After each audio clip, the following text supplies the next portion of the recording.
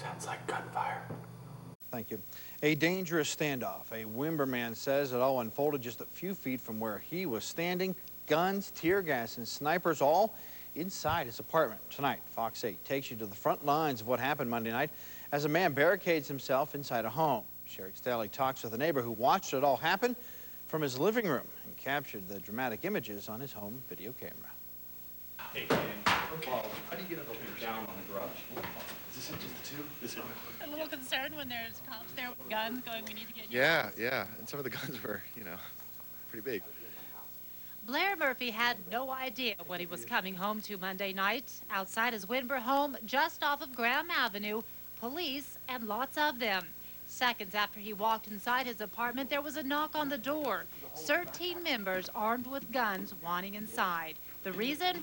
His apartment sits just a few feet from where a man had barricaded himself inside, giving the snipers a perfect shot.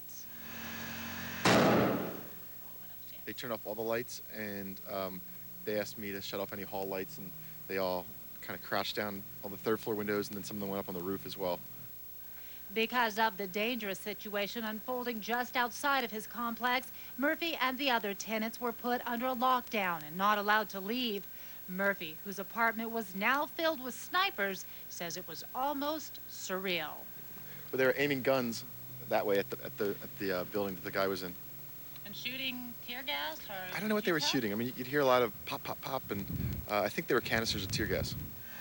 At any point in time, were you concerned for your welfare or your safety? Yeah, because the guns were so large, and they said, this is the line of fire right here. We have to have all the lights turned off behind.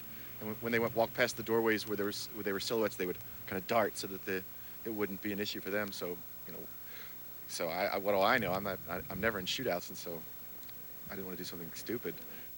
For nearly 6 hours, the snipers remained at his windows, and because they had basically taken over his apartment, he was allowed to stay.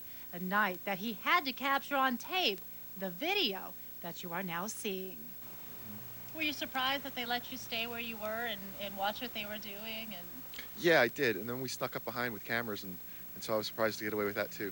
But I mean, I'm a cameraman myself, so of course I'm going to do that.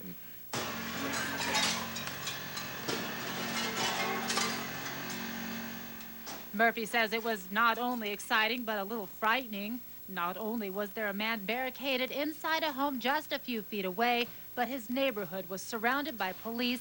Tear gas was being shot from his window, and glass was shattering all around, and he was just a few steps away from it all. It was exciting, and they were efficient. It was like out of a movie. It was pretty wild to watch. As for Richard Hoffman, the man now accused of setting a gas pump at Sheetz on fire and then causing the 6-hour standoff, he remains in the Somerset County Jail tonight. Hoffman will face his felony charges next week.